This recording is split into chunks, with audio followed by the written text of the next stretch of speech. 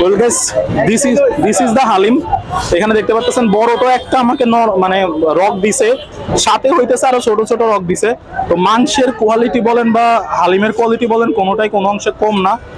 And এখানে জোস জোস জিনিস দেখতে পাচ্ছি। তো চলেন আমি একটা বাইট মানে চেষ্টা করে দেখি।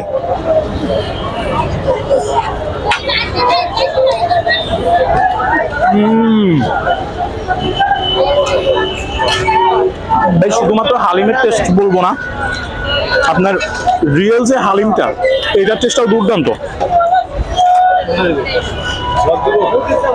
ভাই আমি আজ পর্যন্ত যত হালিম টেস্ট করছি তার মধ্যে আমি বলবো এটা 10-এর মধ্যে যদি মার্ক দিতে হয় আমি 9 ইজিলি দিয়ে দিব। কারণ কোয়ান্টিটি প্লাস হইতেছে আপনার কোয়ালিটি, দুইটাই মানে কোয়ান্টিটি প্লাস কোয়ালিটি দুইটাই জোস।